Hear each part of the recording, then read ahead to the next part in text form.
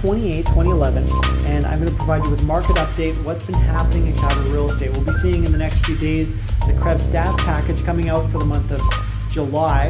In the meantime, looking at the month of June, the trend has remained very similar for the first half of this year. We've been seeing about a 30% sales rate for MLS listings in the Calgary metro area. For condos in the month of June, we saw a month-end inventory of 4,744 properties for sale. Of that, through that month, we saw 1,398 properties sold. That puts us at about a 29% rate of property selling. Condos was a little bit lighter. Again, this is maintained the same theme as the previous months. 2,023 properties for sale at the end of the month in June. Of that, we saw 581 of those properties sold. That's 28% selling. As I've summarized what our lens is on this theme and what it plays out like, working with a buyer as an example, you get out to look at 10 properties, and when 3 out of the 10 properties that you had flagged out of interest or possible properties have sold, that tends to infuse some inspiration into the buyer's psyche. Obviously, the messages we're sharing with people, if you find something that you like and it seems to fit the criteria, don't necessarily hesitate to make a move or a decision to move forward on the property. And with that happening in the market, the pendulum has shifted from, of course, where we were a couple years ago, which was more heavily weighted as a buyer's market. We're moving towards what we could call a more balanced market. Now, for sellers, the fact is, we must seek to consistently strive to be in a competitive price range. Only 30% selling, that means 70% not selling. When you look at the ones that have sold, obviously they're priced appropriately relative to the market. What does that mean? Well, do a comparative market analysis, look at properties in your area, what's for sale, and what has recently sold. And just keeping a lens on that is going to help bring you into that sell zone, as we call it, if you're a lister currently for sale. One of the questions I'm asked repeatedly is, when is the best time to come online? When's the best time to sell? So I wanted to share with you a couple of the graph bars here on the Krebs stats package as I answer that question.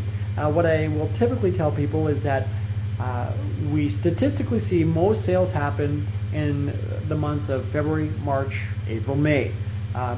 We talk about a strong spring market. Obviously, if we're talking February, March for Calgarians, that's going to mean we're more in a late winter season of time, but on a calendar year, statistically, that's when most sales occur.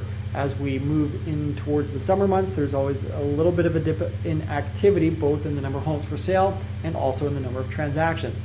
As we look towards December, that's always when the number of listings is at its lowest, and also too, similarly, that's when the least number of properties are sold. That trend, if we look at the wider lens here from June 08 to June 11, you can follow both these lines and see that it's always December that inventory takes the biggest dip from one year to the next, and the sales pattern typically shows about the same. In June, we always see the climax in terms of the number of sales, and this year probably we can expect we're going to see that same trend happening. Now, would I ever advise someone to wait to put your home on the market till February, March? Well, not necessarily, and I guess that's with meeting with sellers. It's being strategical. What are your needs? What are your objectives? And the bottom line is, if you're looking to sell, we need to take a look at where the market's at, understand where you're priced in the current market, and then we can come to terms with a plan that works for you, getting your house sold within a period of time for the price based on the current market analysis. I wouldn't say wait until a spring market before putting your property online, because the fact is, we look one month to the next, and there's sales happening in every month. And if your home is not on the market, you're not going to know if that one buyer who bought a home in your community would have bought your home if you weren't on the market at that period of time. So in many respects, I certainly say there's no time like the present. The reason this conversation has come up in some category is to say, over the summer months, is the activity a little bit lighter? Can we expect a bit of an increase in activity through the months of September and October? Is there a bit of a fall rush?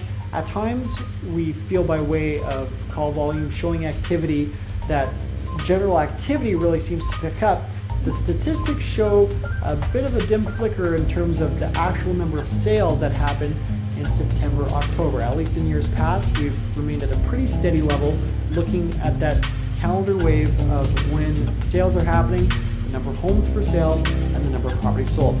This is my somewhat brief overview of what's happening in the current Calgary real estate market. If you would like a comparative market analysis, please feel free to contact our office. In the meantime, I hope you found this information helpful.